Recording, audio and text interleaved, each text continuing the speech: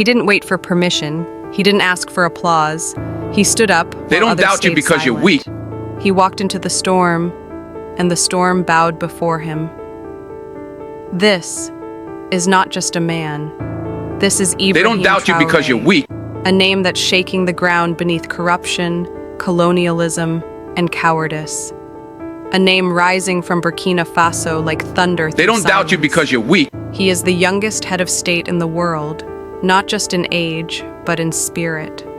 And yet, his words carry the gravity of an old warrior. They don't doubt you because you're The weak. intensity of a soul who's walked through fire and came out with purpose. They told him to kneel. He stood. They told him to wait. He moved. They don't doubt you because you're weak. Obey. He roared. He doesn't smile for the camera. He doesn't chase the spotlight. He doesn't lead for luxury. He leads with They don't doubt you conviction. because you're weak. And in a world full of polished lies, he chose truth in its rawest form. This speech is not just about one man. This is a message They don't doubt to you a because you're weak. continent, and to every human soul that has been told they are too young, too poor, too black, too bold to rise. Burkina Faso found its They lion. don't doubt you because you're Africa weak. found a spark. And the world has no idea what's coming next. He was not born with gold in his hands. He didn't inherit power. They He don't earned doubt it you because you're with weak. discipline, sacrifice, and the fire of a man who never forgot his people. Ibrahim Traoré was born in 1988 in a land that has long known suffering and long forgotten how to fight back. Burkina Faso, a nation rich in culture but robbed of its dignity by corruption, by foreign manipulation, by fear dressed as politics. He studied hard, earned respect, and became a soldier. But not the kind who simply follows orders. No. He became the kind of soldier who studies the battlefield before the war, who listens before speaking, who watches as others chase status, then steps in when the system starts to fall apart. In 2022, when most people were still hiding behind excuses, he rose. He took leadership through a military transition, not for glory, but for justice, not for money, but to reclaim the soul of a broken nation. At just 34 years old, he stood before the world, calm, focused, direct. No fear in his voice, no hesitation in his eyes. He didn't come to make promises, he came to deliver results. In a time where leaders are too busy protecting their image, Traoré chose to protect his people. In a time where many leaders outsource their will to foreign hands, he said no more. He looked the system in the eye and told it to step aside, because he wasn't asking for change. He became the change. And the people? They didn't need a king. They needed a lion. That lion walked out of the shadows, and his name is now echoing across borders. From dusty villages to global headlines, Ibrahim Traoré is no longer just a leader of Burkina Faso. He's a symbol, a warning, a call to rise. In a world where justice is bought and loyalty is sold, Ibrahim Traoré stands like a mountain that cannot be moved. He doesn't just represent Burkina Faso, he represents the awakening of Africa, a continent long underestimated, now rising on the shoulders of leaders who no longer fear the truth. He doesn't give interviews for applause, he gives orders that shake the old systems. And while the world expected another puppet, they were handed a problem they can't control. Because Traoré doesn't speak in sound bites, he speaks in action. When foreign powers tried to pressure him, he didn't flinch. He didn't fold like paper leaders before him. He cut ties where necessary. He removed what was poisonous. He reclaimed control over what belonged to his people. He said, "No more foreign exploitation." He said, "Burkina Faso will stand on its own feet." That scared the world, because a truly independent Africa, an Africa with backbone, with unity, with leadership, is a threat to those who've profited from its weakness. And that's exactly why this man matters. He has become a mirror to every other leader on the continent, a mirror that demands honesty, a mirror that reflects the question, Are you here for power or for your people? The youth listen to him, not because of propaganda, but because he speaks their language, the language of struggle, the language of dignity, the language of truth. To the oppressed, he's a flame. To the manipulators, he's a storm. To history, he's a chapter being written in real time. So when people ask, why is the world watching this young leader from a small country? The answer is simple: because courage is contagious. And when one lion stands up, others remember they were never sheep. You see, the real war isn't always fought with guns. It's fought in boardrooms, in backdoor deals, in whispers of betrayal and silent submission. Corruption is a virus.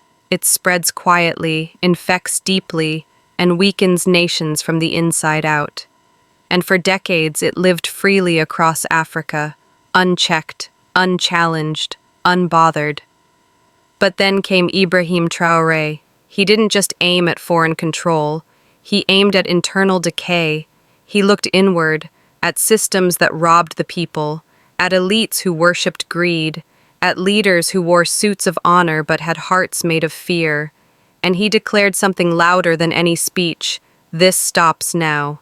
He didn't promise perfection. He promised war on corruption, and not with empty words, but with action. He stripped the titles from those who wore them like armor, but used them like weapons. He made it clear: if you serve only yourself, you will not serve in this nation. He put principle over politics, people over power. And in doing so, he began a transformation that didn't just threaten the corrupt, it terrified them. Because for the first time in a long time, integrity had teeth. Traoré didn't walk the path of popularity. He walked the road of accountability. And yes, it made enemies. It invited threats. It challenged alliances. But he didn't fold. He didn't compromise. He stood before the people and said, "If I must die for this mission, so be it. But I will never bow to evil." That is not the language of a politician. That is the language of a revolutionary. And revolutions don't begin with armies. They begin with a single man who chooses truth, who dares to act, and who refuses to be broken by fear. Ibrahim Traoré understood this. You cannot liberate a nation by shaking hands with the ones who keep it in chains. So he became unshakable, not because he's fearless, but because he knows his purpose is greater than his life. There's a reason they call him the Lion of Africa. Because a lion doesn't beg, a lion doesn't explain, a lion doesn't apologize for its roar. A lion simply is. It walks in silence. It watches everything, and when the time comes, it strikes with purpose. That is Ibrahim Traoré. He doesn't speak often, but when he does, the room gets quiet, because his words don't come from a script. They come from a soul that carries a nation's pain and power in the same breath. In every continent, people are watching, some with hope, some with fear, but all with attention.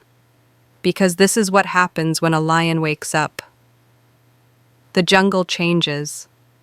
For years, Africa was seen as a wounded continent, torn by history, chained by exploitation, tricked by false leaders. But that image is breaking. Not just because of Traoré, but because of what he represents. A new generation, a new mindset, a new Africa. This lion is not just one man, he is a mirror, reflecting what lives in every African who's tired of begging for respect. Reflecting what lives in every youth who wants a future they don't have to flee from. Reflecting what lives in every soul who knows that silence is no longer strength. Action is. He didn't rise to be famous. He rose because the world needed to remember what real leadership looks like. Leadership that sacrifices, leadership that listens, leadership that doesn't run when the pressure comes. And let this be clear, this lion is not here to entertain. He is here to restore dignity. He is not playing politics. He is playing for history. So when they call him dangerous, understand what they're really saying. They're not afraid of his weapons. They're afraid of his spirit, because it can't be bought, tamed, or silenced. That's what happens when a lion roars. He doesn't just wake up his own pride, he shakes the entire kingdom. This is not just a moment for Burkina Faso. This is a message to all of Africa and to the world. Because every generation gets a choice, to kneel to the past or to stand and change the future. Traore has chosen. Now it's your turn. To the youth of Africa, you've been told your voice doesn't matter, that your dreams are too loud, that your power is too raw. But look at this man. He is you, born from nothing, raised in the fire. And still, he rose. Don't wait to be rescued. Don't wait for the perfect leader. Don't wait for the right time. Be the roar before the revolution.